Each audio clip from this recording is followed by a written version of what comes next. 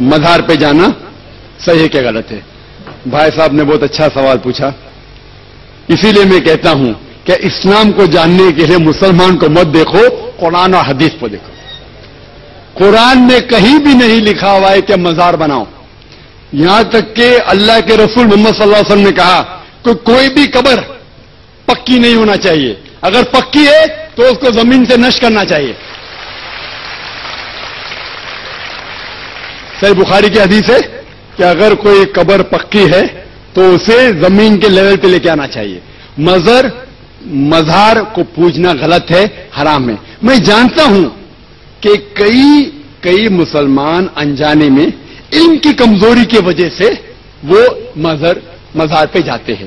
اور میرا یہ کہنا ہے کہ بہت سا کلچر جو ہے، یہ کلچر ہمارے زندگی میں آ جاتا ہے. اور ہمارے باپ دادا پہلے کہیں نہ کہیں ہندو تو ہوں گے، تو ہمارے باپ دادا جاتے تھے مندر، تو ابھی جا رہے ہیں مزار میں. آہستہ آہستہ تبدیلی آ رہی. تو میری درخواست ہے کہ اگر آپ اسلام ان بھائیوں سے جو مزار جاتے ہیں، مسلمان بھائیوں، مزار پہ جانا بالکل غلط ہے. یہ دلائل آپ کے سامنے میں پیش کرتے ہوئے اپنی گفتگو کو محدثین کے عقیدہ کے لحاظ سے آگے بڑھا رہا ہوں. یہ کتاب الثقات میرے پاس ہے. وہ ابن حبان جن کے کہنے پر سندیں صحیح اور ضعیف کہتے ہیں، یہ جلد نمبر 5 میں ان کا یہ عمل موجود ہے. وہ محدث، ان کا عقیدہ کیا ہے؟ وہ یہ کہتے ہیں ما حلت بی شدت فی وقت قیامی بطوس، جب میں طوس میں رہا کرتا تھا، مجھ پہ جب بھی مشکل مقام آیا ہے تو میں کیا کیا ہے، میں نے فزرت قبر علی بن موسیٰ الرضا، میں امام علی بن موسیٰ الرضا صلوات اللہ علیہ جدہ و علیہ ان کی قبر پہ چلا گیا ہوں. ودعوت اللہ ازالۃ عنی، وہاں جا کر میں نے اپنی مشکل کے ٹالنے کے لیے دعا کی ہے. کہتے الا استجیب علی، جب بھی میں نے دعا مانگی ہے وہاں پہنچ کر قبر کی برکت سے میری مشکل حل ہو گئی ہے. بہذا شیء جربتہ مرارا، کہتے میں نے اس کا بار بار تجربہ کیا ہے. یہ محدث ہیں اور کتنا پرانا عہد ہے. 354 ہجری ان کی تاریخ مثال ہے. 354 ہجری 34 صدی ہجری سے میں اپنا عقیدہ بتا رہا ہوں. محدث توحید پرست، مشکل ہوتی ہے تو کیوں امام رضا کے دربار پہ جاتے ہیں؟ وہ یہ بتانا چاہتے ہیں توحید یہ ہے، اللہ چاہے تو خود مدد کرتا ہے، چاہے تو محبوبوں کی قبروں پہ بیٹھنے والوں، حاضری دینے والوں کو ان آستانوں سے نواز دیتا ہے.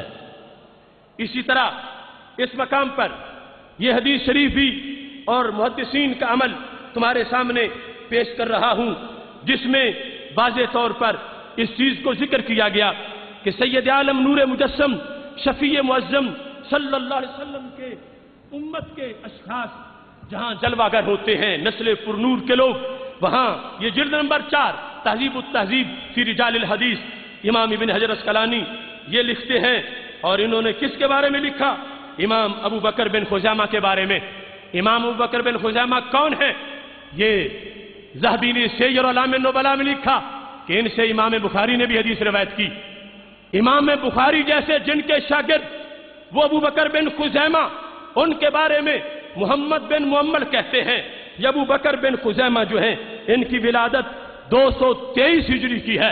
اتنا جلد عروج پایا امام بخاری جیسے لوگ، ان سے شرف تلمذ پاتے رہے. یہ ابو بکر بن خزیمہ کس طرح نکلے؟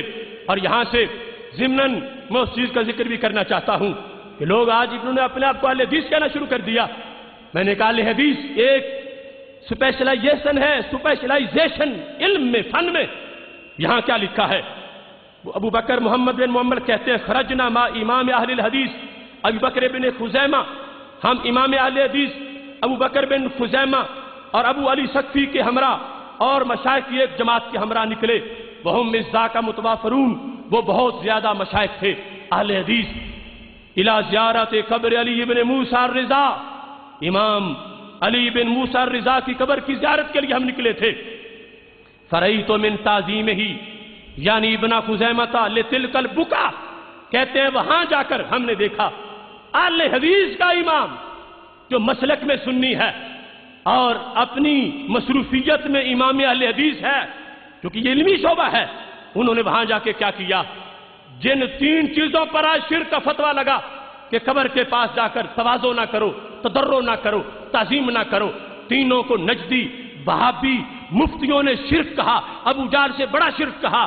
یہ ہزاروں محدثین کے امام جب پہنچے امام علی رضا کی قبر پر، انہوں نے کیا کیا، راوی کہتے فرعی تو من تعظیم ہی، یعنی ابن خزیمہ تھا، ابن خزیمہ نے جا کر وہاں تعظیم کی، لتلک البکا، پورے آستانے کی تعظیم کی، وتواضعہ لہا، وہاں جا کر تواضع کی، وتضرعہ عندہا، وہاں آستانے کے پاس جا کر عاجزی کی، ما تحیرنا، ہم حیران رہ گئے، اتنے بڑے امام نے وہاں جا کے حاضری دی ہے، قبر کی تعظیم بھی کی ہے، تواضع بھی کی ہے اور تضرع بھی کیا ہے، تو پتہ چلا اہل سنت کا مسلک گھڑا ہوا نہیں ہے، یہ ہر صدی میں اپنی حقیقت کے ساتھ چمکتا آیا ہے۔ محتشم